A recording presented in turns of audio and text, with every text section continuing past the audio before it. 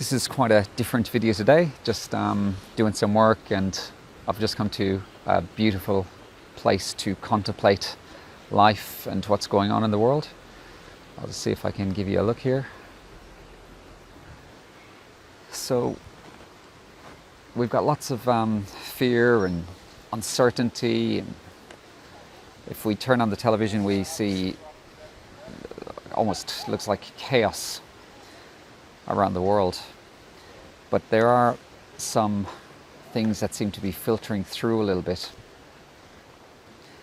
in relation to what's happening. And we now see that even the CDC are saying that only 6% of all these deaths that are associated with COVID were actually directly from COVID. And I've been in my social media for months and months, I guess, pointing out the dramatic mistakes and the misinformation which the media has been selling us for since this so-called pandemic began. And if we look at things statistically, we actually see that statistically there wasn't a pandemic. The figures are not there to back it up. There's just heaps and heaps of information about this if we just look further than what the mainstream media is telling us. So it might get us to ask a question about what's really going on with this. I think there's no question that it's a strategy of mainstream media to promote fear, because fear gets people tuned into their televisions, it gets people switched on, it gets people coming back for more. There's almost an addictive quality to the chemicals that are released when we are hooked into a drama or fear. It's like watching our favorite movie, and unfortunately mainstream media exploit this. Are there deeper layers for us to be suspicious about? I think there are, personally. I think that we do seem to be in a bit of a battle of sorts, and the battle seems to be centering around our freedom and our liberty. And it's directly connected to this narrative about a deadly, dangerous pandemic which is going around the world. If you look at some of my other things on YouTube, you'll see there's a fair history here from a fair while back about the fact that there is no pandemic. So what could the motives be?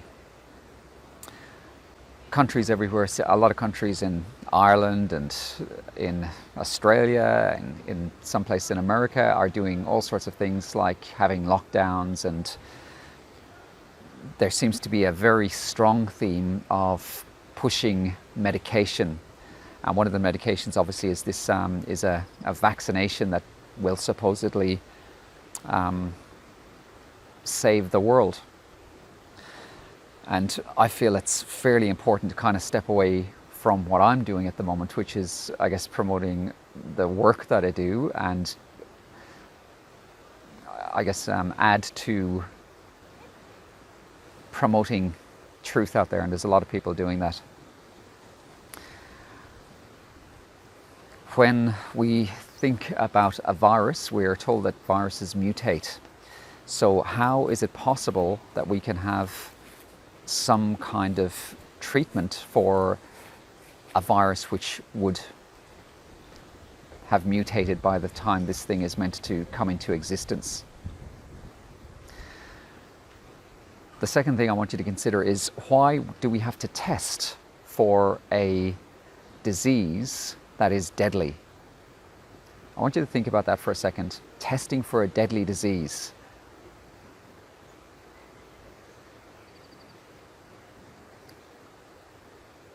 You got it? If it was deadly, you wouldn't need to test for it. I also want you to think about the profits that would be made from giving every single member of the planet some sort of medication, and not just once, but 2, 3, 4, 5, 6 times, and maybe every year. The profits that you generate from something like that would be obscene. People kind of challenge, I guess, these other narratives about why would something like this be done, what would we have to gain. The other thing I want you to consider is, or sorry, the other answer to that question would be, people are saying economies are being destroyed, countries are being destroyed. But it starts to make a lot of sense when you look at historically what's happened time and time again around the world.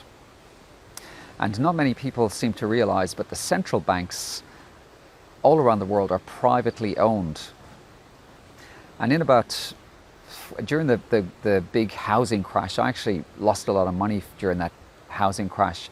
And I always had one question about that, and it was, if so many trillions have disappeared off the markets, where has that money gone? I could never work that out, and I heard lots of variations of answers that basically suggested that the actual value of these markets was a forecasted value and a kind of a future value, and the reason the markets had shrunk by these figures of $1 trillion or however many billion, it was this projected idea of what the markets would be worth, and that never really made sense. And our economic model also comes from what is called a Keynesian model, which is from memory, it's a fellow called John Keynes, and this was started along many decades ago. And if you start looking into this and researching the history of money, it actually comes from a system that stemmed from in around the Babylonian times, and it centers around a system called usury. And usury is actually, it basically means interest.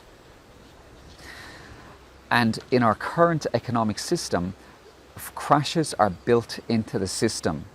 So the system is actually designed to take off and to have people, gaining wealth, especially the middle class gaining wealth, and then the system crashes. And when a crash happens, you have a reallocation of assets from the middle class, and we're seeing this again. The middle class are getting destroyed in places all around the world, and the wealth is being reallocated to the very wealthy. And this is important that people realize this. So when people are saying, well, the economies are crashing and countries are getting destroyed, and who benefits? In actual fact, there are massive benefits to be had from the people who we never see in reality. We're talking about the families who are running the world. They benefit. So once you realize that those two things, that there are massive profits to be made from an idea that there's a hidden killer out there, and once you also realize that governments and countries that crash benefit the very wealthy, then you start to have an awakening of sorts, and you maybe realize that you've been trapped in this situation where you've been basically a blue-collar slave, and you've been trapped in a system where you're unfulfilled. And this relates directly to what I teach, which is the mechanisms of depression and happiness and how those things work. And the happiest people can have no money, no wealth whatsoever, and some of the unhappiest people can be very wealthy and have seemingly, to the people who look at them, everything they need in life. And we know this is not true. Some wealthy people are unhappy and they're miserable. So I'll see how this goes. I'll see how this feels with me. If this video feels right, or if it feels like it's something that I want to add to the media that I'm putting out, I'll put this on YouTube. I haven't actually made up my mind just yet, but I do think that there is almost, to me, this concept of maybe having to be a soldier and a fighter for truth and for things that are greater than ourselves. And that's certainly something that is I think very important that people should understand. When we have a purpose that's greater than ourselves, this is another source of happiness. This is why health people and healers generate satisfaction from, even though they get paid, they generate satisfaction from seeing those positive results. I think my message from doing this chat and doing this conversation is that this fear and this panic may have given lots of people a great time to pause and to step away from the rat race, I guess, or the treadmill of life which they feel trapped on. And it might have allowed some people to take those steps to awakening and looking around and seeing what's going on. And we have proof of that. In Germany, there was a massive, two massive marches now. The first one in Berlin was estimated at about 1.3 million people that are saying we've had enough. We can see through this deceit. We can see through these lies. We've had marches in Ireland, in Dublin. We've had marches in Trafalgar Square. We've had marches in America. And the narrative that's being put through the mainstream media is that a few crackpots who don't want to wear masks are getting together to cause disruption. This is far, far from the truth. The people who are promoting masks are the ones who don't seem to have investigated adequately.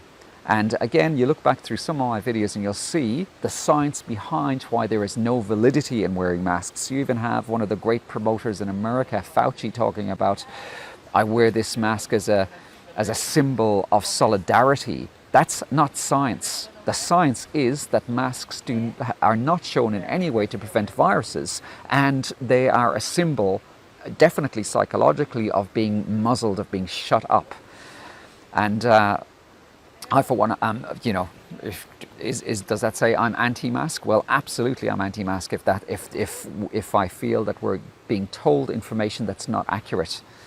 Again, I want you to note that some of these expressions and these terms. This anti-mask is very synonymous with anti-vax, and this narrative of anti-vax is associated with being crazy. So this is another psychological operation to suppress people who want to look at information objectively and then work out their own truths. So I'll finish up by saying my purpose with this particular video is to, I guess, maybe try and create a tipping point for people who know that things are not right. The information is all around us. All you have to do is look, and you can find out there's so many holes in this narrative about a pandemic. It's just getting to the point of being ludicrous at the moment. The CDC are now coming out and saying 94% of people have not died directly from this so-called pandemic. I mean, that's just diabolical. The misinformation that we've been fed up until now, and how people have been kept terrified. Fear lowers your immune system. So is there going to be a second wave? Possibly, because we've been kept terrified and we're being asked to put these masks on our face which harbor bacteria, and we're rebreathing it. We're already seeing symptoms and signs from people all over the world who are getting staphylococcus infections on their faces, who are getting things like Legionnaire's disease from breathing these horrible microbes in. So please share this video with whoever you think needs it. It'd be great if you could support my channel, join, leave comments. I'm happy to discuss why I feel so passionate, I guess, about my position. And while we are feeling free, just remember or while we're feeling threatened, should I say, remember there's a really beautiful world out there. It's there. It's got spirit, it's got vitality, it's got an energy behind it, and this is living. This is how we stay healthy, is by getting out into nature and exposing ourselves and switching stuff off, and just trying to, I guess, capture that beauty or whatever you want to say, that godliness, that love, that oneness. This is how we come to our conclusions about the truth also, and this is how we connect together as humans. And this is, I believe, this reconnecting with nature is a pivotal part of accessing a global consciousness, whereby I guess just in our own unique and subtle ways have a small part in changing the world for the better.